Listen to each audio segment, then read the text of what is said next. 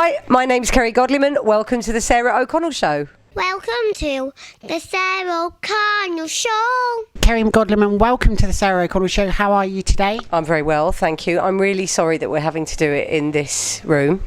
So we're in a cupboard, aren't we? We sort of are. Well, it's more glamorous than a cupboard, come on. It's backstage at the London Comedy Store. It's that too. But it is essentially a cupboard. It's in their cupboard. Yes. But lots of people out there would love to be in this cupboard. They would love to be. Yeah, this is where it's at. This is where the party's happening. This is, exactly. Yeah. So we met briefly at the Taskmaster Series 7 wrap party because I was in one of Rod Gilbert's tasks as a space invader. Oh, poor you. Because number 47 or something like Did that. he throw things at you? So I was part of the boss thing at the back, so I'd never actually got hit with the stuff. I did feel for the people that got hit. It's quite painful. Some people were in a box and couldn't even see it coming. I mean, that's not dignified, is it, to get hit by a ball by Rod Gilbert? No one should have to suffer that. It's a nice day out though. Well, it's nice to have a day out, isn't it? Yeah, it doesn't happen every day when you're pretending that a tennis court is Mars. I mean, it'd be upsetting if it did happen every day. That would be a sort of anxiety dream. Yeah, I'd miss quite a lot of other life events as well. Yeah, exactly. Can't go to the barbecue. No, can't do that. I've got to do this. Rod's got some balls to get rid of again. Rod has got some balls. So, that wasn't even a question. So, when you were younger, you wanted to run a shop by the seaside. Yeah, among many things. I didn't really know what grown-ups did. Still not sure. No, I don't really know. I mean, I liked acting. I wanted to act, but I kind of wouldn't admit that. So running a shop by the seaside that seemed a legitimate thing to do. Yeah, and then how you went to drama school, didn't you? I did go to drama school, yeah. You did, and I understand you spent a term studying animals and stuff, pretending to be... Yeah, I was a camel for a term. That's pretty standard drama school training. Yeah. Like, you go to the zoo, you pick an animal. I picked a camel. Then you sort of become the camel, you reenact the camel. Then you find a character that is sort of got the traits of the camel. So I created a character called Sarah. Sarah the camel, and then I sort of gave her a biography, and you flesh out a character based on an animal. I've spoken to other drama school survivors, and we all do that. Really? It's a standard thing. That makes sense, because in 2011 you're in a Bird's Eye King Prawn advert with a polar bear, which I understand was voiced by Willem Dafoe. So I gather. I didn't meet him. But my question is, tying all that in together, if you could play any animal, knowing what you know now, which one would you be? I'd stick with the camel because I've done all the work. I wouldn't want to start from scratch with like a frog or something. Yeah, it's tricky. Yeah, you might as well work with what you've got. Yeah, I think so. Now, what were your first comedy gigs like? I did a course at City Lit, so my first ever gig was a showcase. So it was very safe space, and it was really nice, and I did get the bug pretty much straight away, and early gigs were fine. Some were better than others, that's to be expected, but I don't remember any sort of nightmares. I generally felt like, there's enough promise in this for me to feel like I could build this up. Yeah, I didn't really... The open mic circuit is a slightly eccentric place, and I was quite keen to move through it as fast as I could and get onto the professional circuit. So, having done that course, do you have any tips you'd give to people that want to get into comedy? A course is a good start because it does offer you a sort of safe environment to play and try things out. Because gigging is scary, and when you're new, you do have to find a way to manage that fear. And a course is a nice way to do that, really. Absolutely. Yeah. In 2012, you played Hannah, of course, in Derek. How did you get that role? I'd already worked with Ricky in Extras. I had a little scene in Extras, and I had a little scene in Life's Too Short, and I think I'd gone on tape for other parts over the years, and I'd met him at gigs. I remember him coming to a gig years ago with Robin Ince to try out stuff for a charity night, and I was comparing. So our paths had crossed, and he's very good at remembering people, and he pretty much offered me the part of Hannah straight out, really. Amazing. Yeah. I remember at the time some of the sort of early reviews had suggested that the show may have mocked or satirised disabled people, but you, having worked on the show, what was your take on it? We never discussed it. Like, it never came up. I mean, my feeling was that it wasn't mocking. I never felt that his intention was to be derisive of... he always swore that Derek wasn't disabled, but he was not being drawn in to the debate. I mean, I had lots of friends. Well, an old friend of the family works in a care home, and she said that she felt that it was, well, not a care home, but she works with people with different learning difficulties, and she felt like it was quite a sort of respectful, touching, characterisation. It wasn't meant to be a generalisation of any condition. It was a character called Derek, and he created Derek, and I really loved Derek, so I sort of felt like, I didn't want it to become a contentious topic, because I felt a lot of affection for that character, and I didn't want it to become diffused with something else. Absolutely. I think that was kind of addressed in the first episode too, where I think a doctor or someone tries to diagnose him, and I think it might have been you that said, well, Derek just works really long hours and all that kind of thing, and says all the other things that Derek is anyway, so it's almost, it doesn't matter if he's diagnosed with anything or he isn't. It's just who he is. It was a sort of strange debate, and I wasn't sure entirely of all the motivations of the people that claim to be offended, but that is the nature of those sort of debates, and he's very good at communicating what he wants to about a project and not getting too drawn into the I'm sorry you're offended, but Absolutely. You played Nikki in ITV's Bad Move, 2 series of that. Are you kind of from the city? Would you ever consider moving to the countryside, having been in the show? Well, I did do a tour show that was called Stick or Twist, which was sort of almost entirely about me moving to the countryside, and the conclusion that I reached was I couldn't do it. I don't think it's me. I've always lived in the city. I love the countryside. I go as often as I can, but for holidays, not for real life. Absolutely. I'm scared of like what happened to Nikki in Bad Move happening to me. I think I'd have an existential breakdown if I moved to the countryside. It even seemed a lot of hassle trying to put up a little advert in the shop window. Yeah, well, it was quite a lot of hassle filming a sitcom in the countryside, because the location of the house was quite difficult to get to because of the driveway. So it was genuinely quite remote. So, not ideal. In February, they kind of suggested there may not be any more of it, but then someone else at ITV said there could be more of it. Well, they haven't shut it down, apparently, like, completely. So, I don't know. There's nothing being written or developed now. But it's open to more. Yeah, it was pretty well received. It had amazing viewing figures. Great cast. Yeah, it was a lovely show. It was a lovely subject. It was very accessible. I've just been like binge watching a load of stuff that you've been in, which has been great fun. I watched it at the time, but it's good to just revisit things, just so that I'm not saying the wrong show. So in Game of Thrones when you no, I'm joking. For a second I was like, was I in Game of Thrones? In Game of Thrones. Because do you know what? I did do The Bill years ago, and on something I did recently, someone showed me a clip of it, and I had no memory. I mean, literally no memory of the scene. I didn't immediately know what it was. I was like, I don't know what that is. And they were like, it was The Bill from like 2001 or something. I had no memory of it. So you could have persuaded me I did Game of Thrones. Well, that's amazing, because you're in stuff like Holby City and Casualty, playing different roles. Different roles, but I mean, essentially the same person. Yeah, pretty much. So do you like to think one of them's a sequel to the other? Yeah, they're in my head. They're all the same, albeit with a different actual name, but the same person in a variety of sort of suburban London environments. Absolutely. Yeah, mostly police women. That makes sense. Yeah, I played a lot of police women. In hospitals. Yeah, exactly. Now, you also were in Carter's Get Rich, where an 11-year-old develops an app that sells for £10 million. If you happen to win magically £10 million, what's the first thing you would want to impulse buy? Oh, that's a lot of money, isn't it? Spare money. Yeah. I really don't know. I don't know. I'd buy a farm or something like that. I'd buy like... So you would actually go rural, you wouldn't... Yeah, but I'd keep my place in London, and then I'd have it like as a sort of campsite and have little festivals on it. Yes. I'd be one of those people that like run a festival on my farm. Oh, that'd be good. Yeah, that'd be good, wouldn't it? Yeah.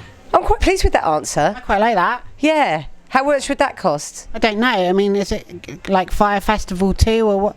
How much have I got? 10 million? 10 million, yeah. That seems probably more than I need to run a little festival. Yeah, you can get I'll give the rest to some charities and stuff.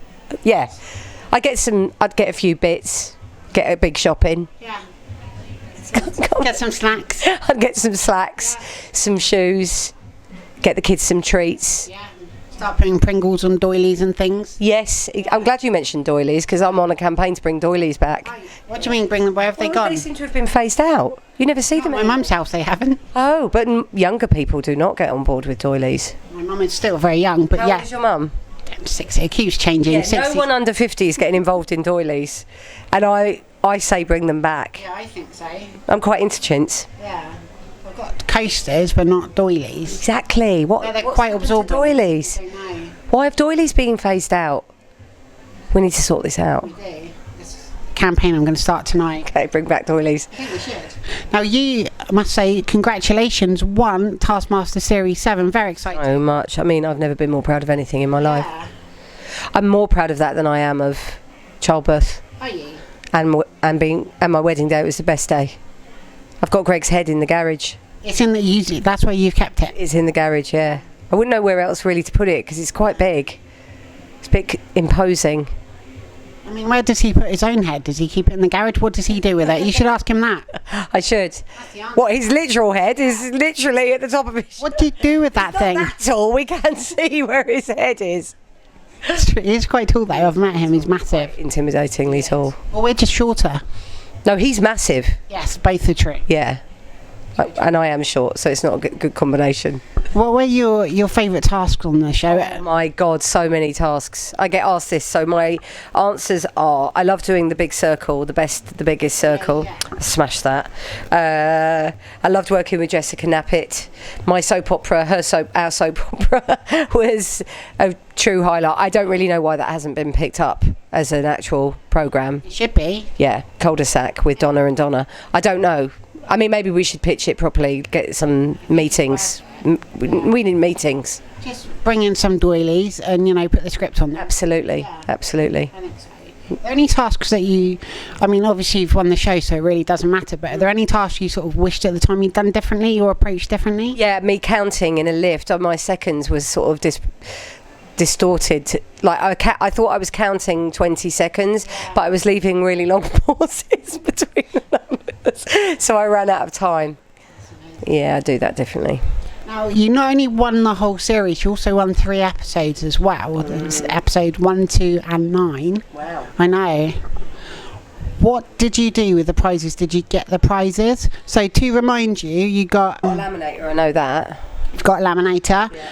The things people most like to touch. Have you got a MC Hammer, Newton's Cradle, Greg's Bear? I've got Newton's Cradle. Yeah. I haven't got Greg's Bear. Oh. I let Greg keep that. Makes sense. Yeah, I did. I think you needed it more. I really didn't want it. But yeah, I've got quite a lot of the things I won, yeah. Boldest belts, surprisingly beautiful things. Yep, I got given all of those things. I don't know where they are. They're kicking around somewhere. Anything like really sentimental to the person, most people give them back. Like, for example, I got to keep my camper van. Yeah, because someone won my camper van. And despite the fact they all slagged off my camper van, I do rather love it. So, oh, it was Best Key. That was it. Yes. Who won that? I don't remember who won that. It was the key to my camper van. Only revisited your winning ones. Yeah, I only I can't remember who's got my van. James maybe. Yeah. Sometimes people put up like their wedding rings and crazy stuff, and Yeah, they're I mean, you're not going to give that away, are you? Have you got any, because Series 8 is coming out soon, have you got any tips for people how to approach tasks? Just have the best fun, and don't try and second guess what other contestants are doing. I think sometimes you can tie yourself in knots going, well, what would they do? Do I need to? And I went with my gut on everyone. I just went with my first idea and just did it as quick as I could.